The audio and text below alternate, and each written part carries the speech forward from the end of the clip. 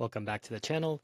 Today we're going to do a review of my 2025 reads. This is something I normally do in January. Here it is in March, and I'm getting this to you. It just shows that this year has been pretty busy. My apologies, but I'm glad I'm getting this out to you.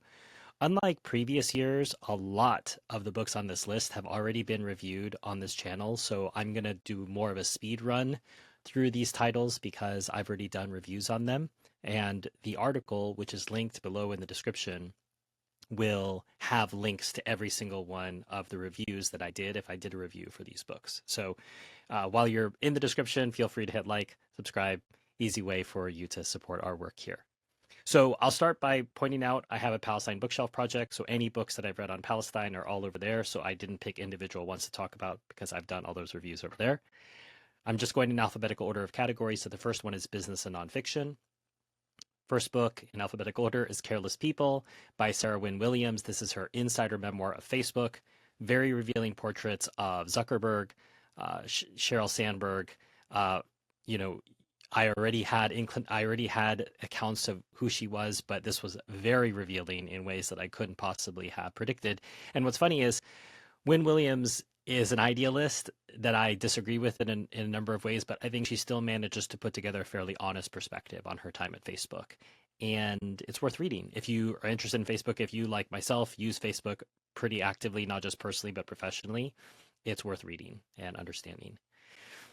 The second book is Empire, A Very Short Introduction. If you follow this channel for any amount of time, you know that I love the very short introduction series, not because I agree with everything in those books, but because they provide a nice introduction to the subject in question. And Empire was another good one in that way. Third book is Facebook, The Inside Story. I was not obsessed with Facebook last year. It just so happened when books get to your to-read list, they coincided. And this was by Stephen Levy. As I noted in my review, I think it's a 75% good book. The 25% that's objectionable, which I was able to work through, was Levy's Russia obsession, already debunked numerous times, that worked its way throughout the text, and fine. The next, Fight, by Jonathan Allen and Amy Parnes, which was a postmortem of Kamala Harris's disastrous 2024 electoral run.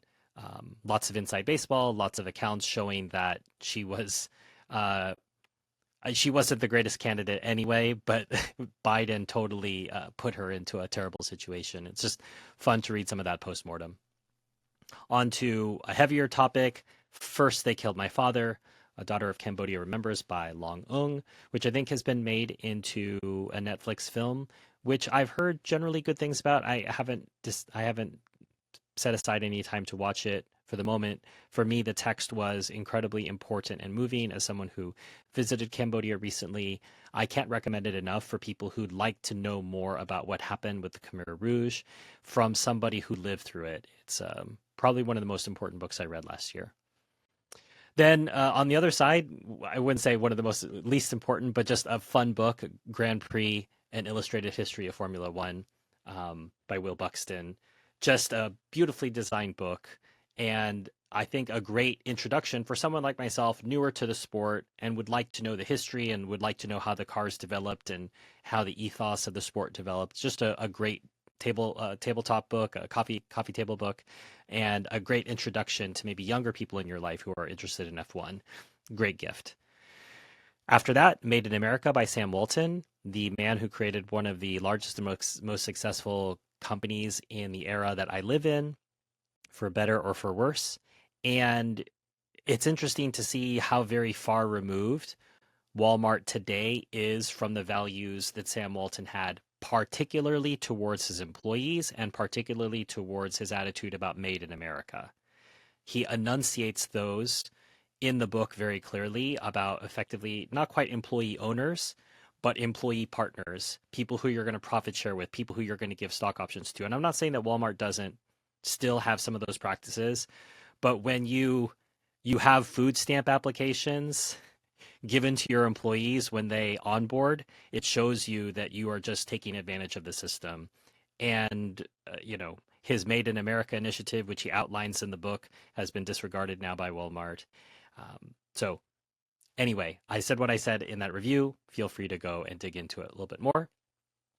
A small pamphlet that I didn't review, but I really enjoyed was just simply called Marijuana, and it was a study done by two Catholic priests, and it's just packed with statistics. And it gives a moral judgment about the use of marijuana. This is for Catholics who are wondering, is this a sin? Is this a mortal sin? Is it a venial sin? Whatever it might be. And realistically, I would say that's only 20% of the pamphlet. 80% is setting up, here's what marijuana does. Here's what marijuana was historically, talking about how really the marijuana in the 60s was just a fraction of the potency of the marijuana you can buy anywhere today. And even if we're talking about, smoking that, it's a different question from what we're talking about now. And we also have all the studies of what has happened in the states like Colorado. One of the shocking things, and I read that data long before this, probably 4 or 5 years ago, and what turned me, I used to be someone who was like, hey, you know what, it must just be like alcohol and tobacco, just allow it, legislate it, etc., until I found out the science. The science says that the research shows the kids in Colorado are 30% more likely to try harder drugs because now marijuana is effectively like nothing. Their parents can smoke it, you can get it anywhere, so they need to do something more. And it validates the thesis of a gateway drug 100%. The 30% of the population are now trying harder drugs who would not have done it before. So, interesting pamphlet. You don't have to necessarily read that pamphlet, but I love the research behind showing this and the whole fraud of, well, marijuana is being kept by the pharmaceutical companies because then they won't make money. You think the pharmaceutical companies can't find a way to make money off marijuana? Of course they can. So there haven't been any miracle cures that the pharmaceutical companies are keeping back from us. If there were miracle cures, they would have been found out now by all the marijuana dispensaries that are around. That's not what's happening. And instead, there's a lot of degeneracy happening from all the marijuana. Plus, there's the disgusting smell. If you're around any of these states, it's almost as if the minute you cross a state line into this, just everywhere just smells of this stuff. It's unpleasant. For those of you who have not lived in a country or a state where it's legal, I'm not a fan. Then we have Prophets of War about Lockheed Martin's history, as is the case for Raytheon. All these other just horrible companies that profit off of war.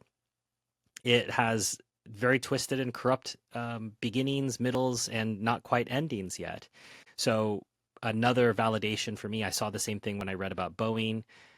These companies are exactly what you expect them to be: immoral and entirely built off of murder, off of the destruction of nations, of peoples. And more people should learn about it. It doesn't mean we're going to do anything about it, but more people should learn because knowledge is powerful in and of itself.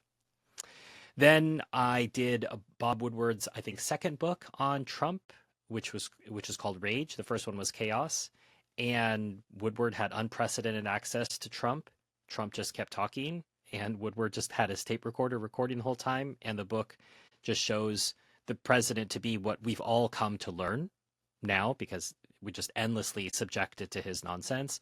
But the book gives you could say, a really clear narrative of what a bubble the president surrounds himself with. It's a reality distortion field similar to what Steve Jobs would have, except Steve Jobs did stuff productively while also being a bad father. Okay, so I'm not trying to excuse Jobs from that, but he did accomplish some things.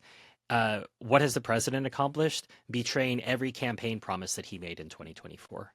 That couldn't have been anticipated in this book, but all the signs were there. The next is James Corbett's Reportage. I did a review of this, and as with James Corbett on so many things, I really love and appreciate the work that he does. He does research that no one else does, but unfortunately, a lot of it is vitiated with his anarchistic, I would say effectively atheistic worldview. That he's one of the more positive atheists I've run into. He wants to make a difference and help the next generation, but cannot provide a logical reason why he should, because it all doesn't matter anyway, because we're nothing and we came from nothing. So I think it's useful if you'd like to get a primer for different particular issues, be they 9/11, the Federal Reserve, etc., and then they can allow you to go do research yourself. And you don't have to take Corbett's, you could say, opinions with you on those particular subjects. And he's done enough work to be credible in all those areas that I'm willing to let his perspective give a pass. In fact, he's entitled to it. It's his book. But I'm just telling you, don't let his worldview prevent you from reading his book. It's very useful. Another sort of fun read, The Tiniest Mansion: How to Live in Luxury on the Side of the Road in an RV by an author's pen name who's Tynan.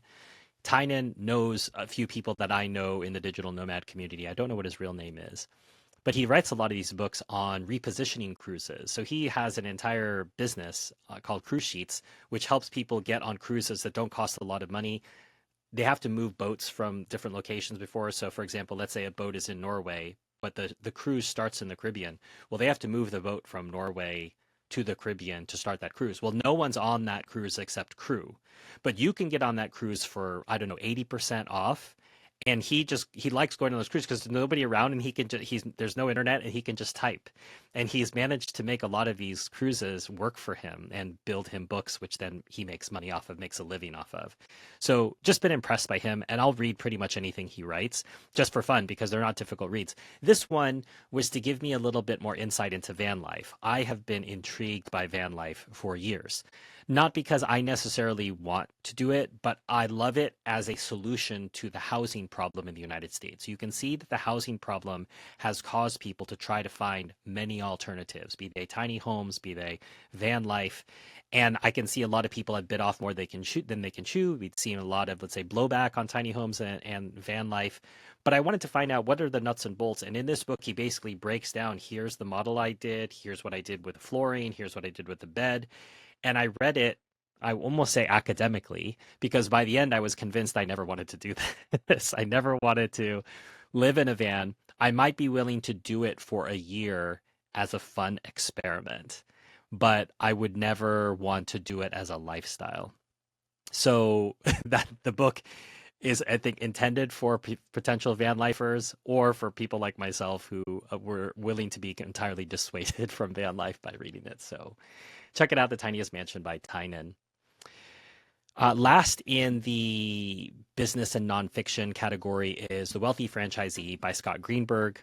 One of the clients that I consult for is a franchise system, and having not come from the franchise world, not really knowing too much about it, I'm really interested in learning more about how franchises work in general. They are, you could say, a variant of starting your own business because the business is already preset, it's pre-molded, and so then you just have to execute on all these pieces that already work for you. It's dreamy from the perspective of somebody who took the time to build all those systems for his own business. You look at that and say, wow, what a dream. But it's also difficult for those people who like to exercise their creativity by building all that and take a lot of joy in coming up with brand colors and coming up with website and all that. Other people just say, I just want a business that works for me. Great. So this talks about the ways that franchisees can sabotage themselves and ways that they can really excel. Wonderful book. If you're interested in buying a franchise business, or like myself, you work for a client that is a franchise, that might be helpful. The Catholicism books this year, probably a shorter list than in previous years. I'm not entirely sure why, but it could be that I've been working on proofing some text for publication, and that's taken up hundreds of pages of reading this year, and it will. This year it will, and it did last year as well. So I think that took away a lot of time. The life of Blessed Louise de Marillac. When the time it was written, she was a blessed. She's now a saint. Interesting. My life has been intertwined with that name. There's a Marillac charity in Kansas City that I was involved with when I was living in Kansas City, and helped do some fundraising for. Was friends with the people who were doing fundraising, and we did different initiatives to help raise funds for that home. I didn't know anything about St. Louise de Marillac. I then moved to Paris, where her body is, learn all about her, visit her body, pray at her body numerous times, and really edified by learning the story about her.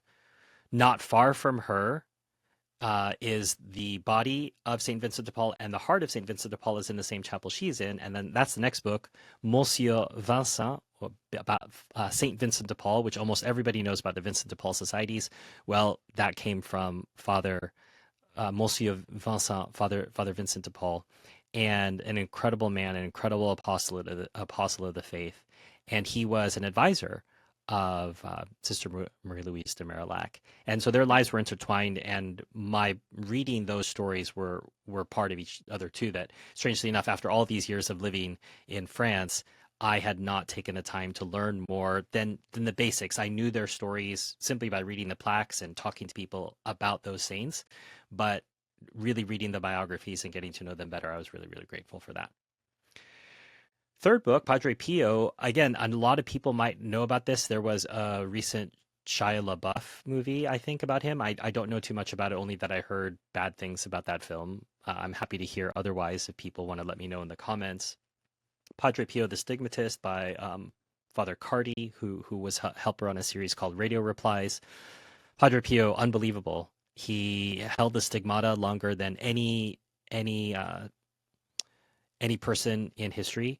The stigmata, if you don't know, these are visible signs that correspond to the wounds on the crucifix. So both palms, in the middle of both feet, and on the side. These were all the places where Christ was wounded. Medically, medically not explainable, scientifically not explainable how these wounds appeared and wouldn't go away and couldn't be removed. And doctors there, we have all. If you're interested, go dig into it. You'll see there's all sorts of research about it. Padre Pio is seen flying in the air by numerous people. He's seen bilocating, meaning he's in one location and he's in another. There are numerous scientifically, medically attested examples of him curing people in his lifetime. No other explanation was possible.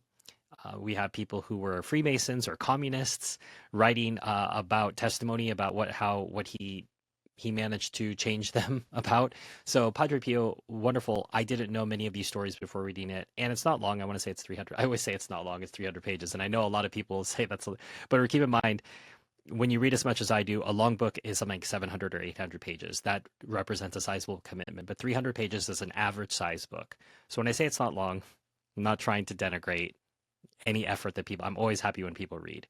But just know if I say something short, it's probably about 100 pages, 150 pages.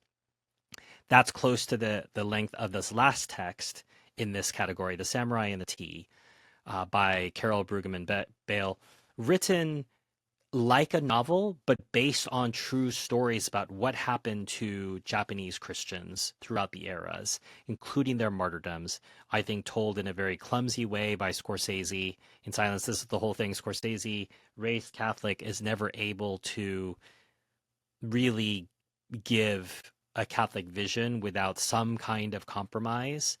And I've only seen clips of the film Silence, and he's doing it again. That said, there are scenes in that film that adequately show the martyrdom of these very brave and amazing Japanese Catholics. And this text, I don't even know if it's 100 pages in total. Samurai and the Tea, I would say written for younger readers, and I don't mean children, probably high schoolers, but still perfectly enjoyable for adults. Next category is history. I did a collaborative live stream with Dustin Neely, a friend of mine here that I found on YouTube. We found each other doing the Dune series, and I was so pleased to do. It's the first and only time so far I've done a collab live stream where we both read the book and then we worked through an outline together and took questions from the live stream. The Earth is Weeping, the epic story of the Indian Wars for the American West by Peter Cozzens. Fantastic book, and one that will give you a comprehensive view at a high level of what was happening with some details. He basically gives you a lot of avenues and a great bibliography for you to go deeper if you want, but you'll have a much better understanding of what happened between the U.S. Army and the Indians. And I think he's fair. I think any of these accounts, I reject the both sides lazy approach that so many people want to take to so many conflicts in the world. Well, both sides, both sides. Why don't you study the matter for 5 minutes and then come back to me with see if both sides apply here? That there was one party that had all the power and the weapons and the money, and another party who kept signing treaties with people who told them that they were going to keep their word and kept breaking their word. That's the 50-50 that we're talking about here. Speaking of people enforcing themselves on someone else, there's Hiroshima by John Hersey, the account of one of the two bombs offensively dropped by the United States on a civilian population. I think, and I asserted it in the review, and I'm asserting it here, a war crime. to war crimes. And that's why it's so humorous that as I'm recording this, the United States is trying to be a moral arbiter of who can and cannot have nuclear weapons. No one seems to understand the absurdity, and I think everyone on all the world leaders, so-called rules-based order, is unwilling to say, how is America the arbiter of who can and cannot have nuclear weapons? Of all the people in the world, they have the least moral authority on this matter. So Hiroshima, a wonderful nonfiction account of several different people interwoven about what happened right before, during, and not just immediately after, but some years after the explosion. Well worth reading. I don't know how I missed it in high school. A lot of people, when I did the review, they said, "Oh, I read that in high school, etc." I somehow missed it. I never was assigned this and never sought it out myself. Really important book, and I would recommend it to anyone with high school age people in their lives. I think it's a great one. A shorter, technically history question, but one that's tied together with Catholicism is the investiture controversy.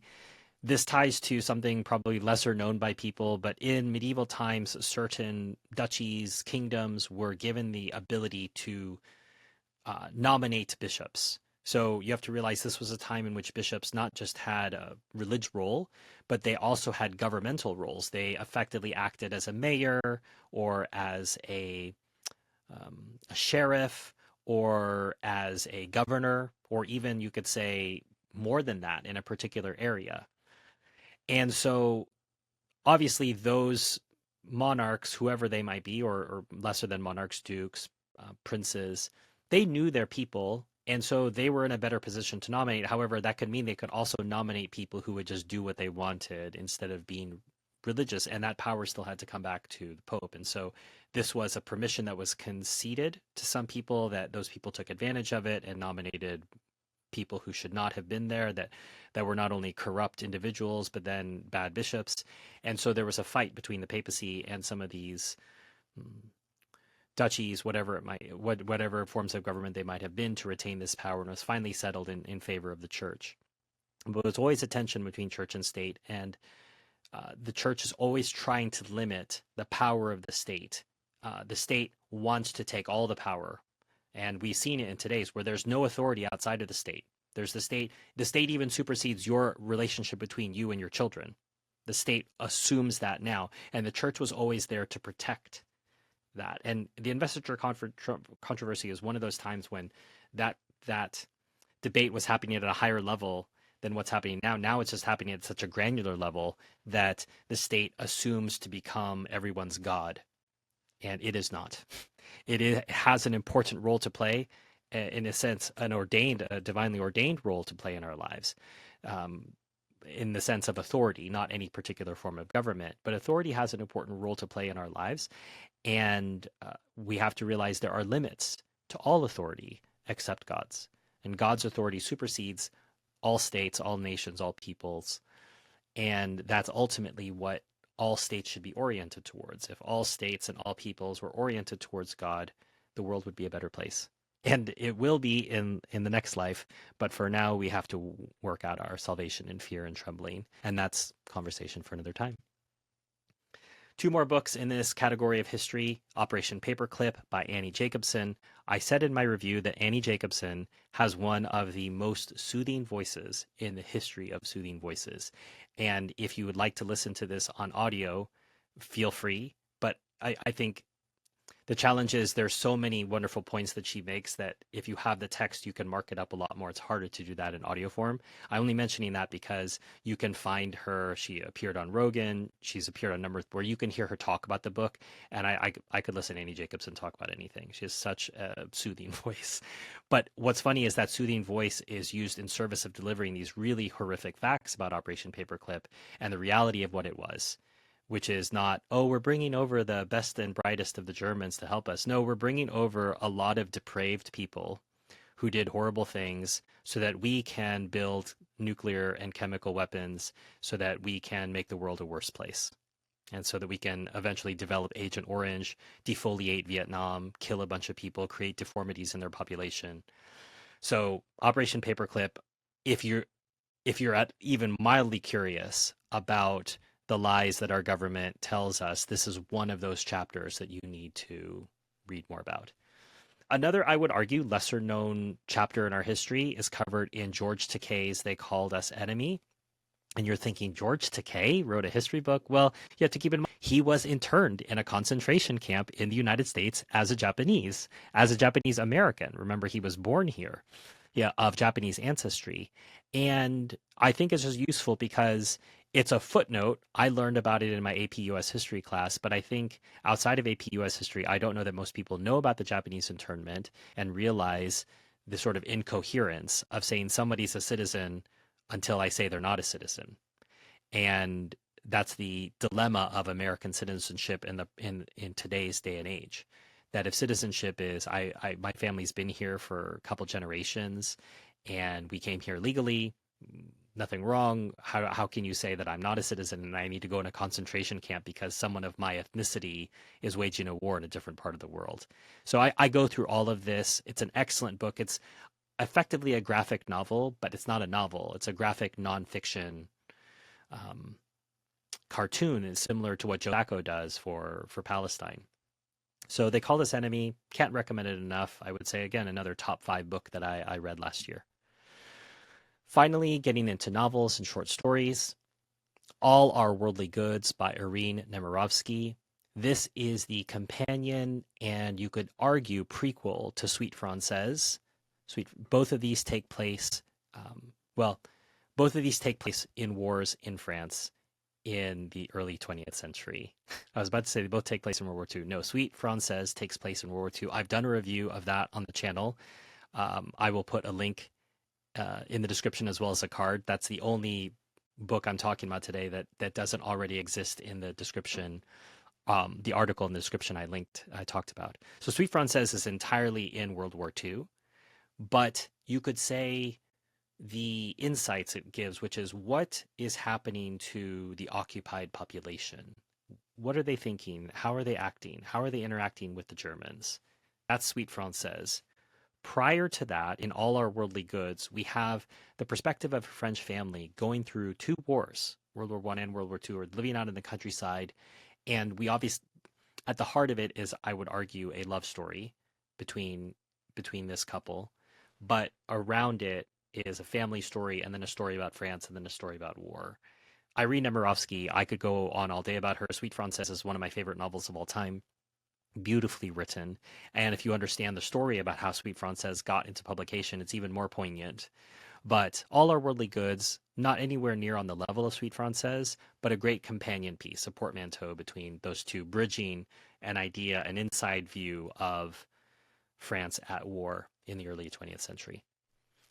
A very short story, The Black Monk by Anton Chekhov. You know Chekhov, I argue the master of the short story, but I would say a master of the short story. He has the ability to tell those economically and thoughtfully. And I did a review of that. Check it out. Evelina by Frances Burney. I got into a discussion with a friend recently about whether, about what romance novels were, and I disagreed. She asserted that Sense and Sensibility and Pride and Prejudice were romance novels, and I argued that there's too much else going on in those books to allow them to be classified as romance. That I have a specific, could say, view on that, and I would argue Evelina by Frances Burney falls into that category more. Now, I am not one to read romance novels, and I wouldn't say I went after that because it was a romance novel. I went after it because Frances Burney was recommended to me, particularly Evelina. It's an epistolary novel, meaning it's simply composed of letters written between parties and counterparties. And it's delightful in its own way. It's said to have inspired Jane Austen. I can see it. I think there's even a character or two that are taken from Evelina, at least the names of them, if not the characters themselves. And it's an enjoyable read if you already are familiar with the Regency world. So I've read a lot of Bronte. I've read all of Jane Austen's stuff.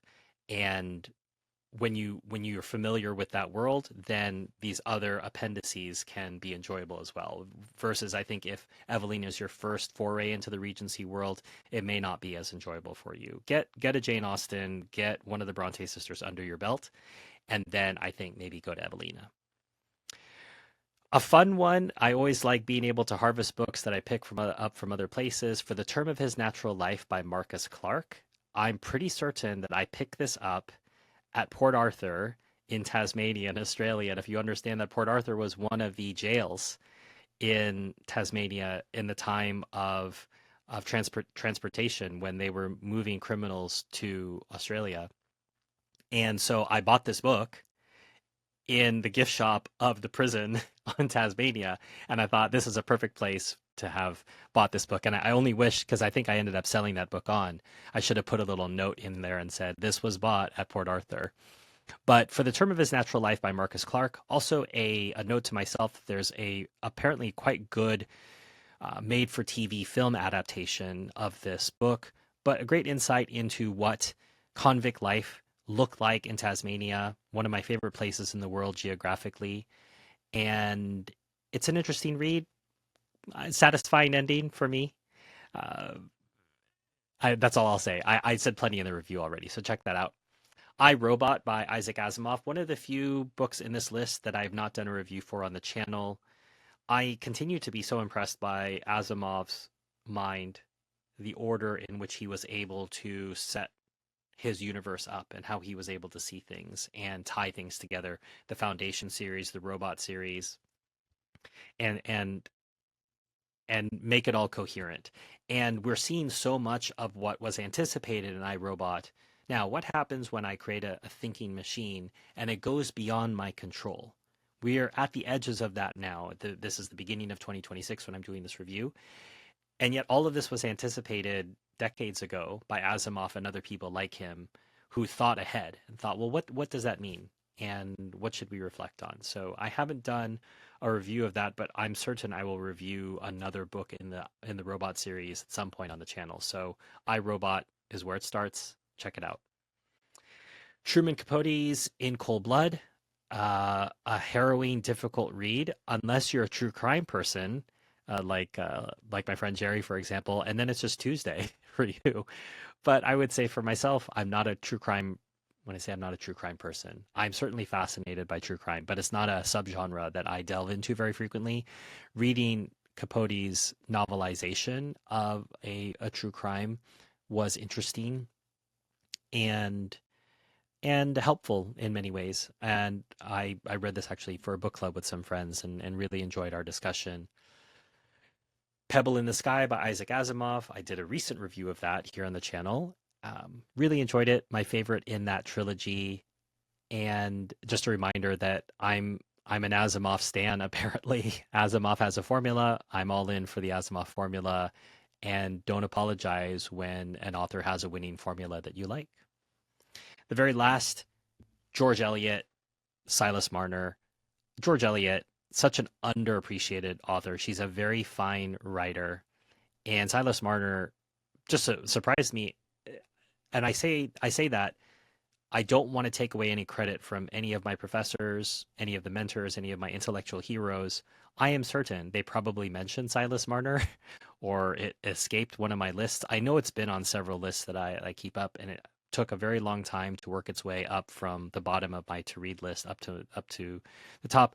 Loved it. Not very long. I want to say a couple hundred pages. I had an Easton Press edition, and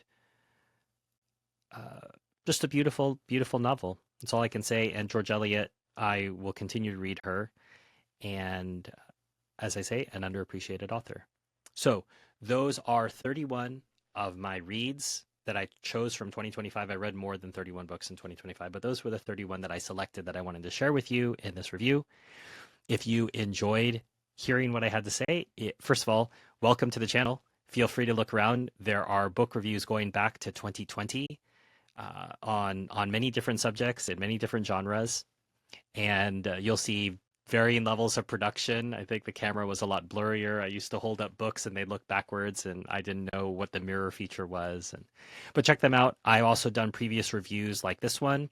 I'll put links in the description as well as cards for previous years in which I've done this review, in which I took my previous year and I said, hey, maybe for this year, why don't you check out some of these books? So I've done that several times. I'll put those in the description as well.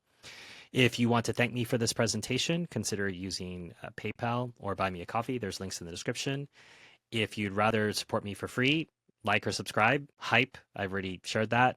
Please feel free Give this to people who you know love book lists and would like to get suggestions for this year.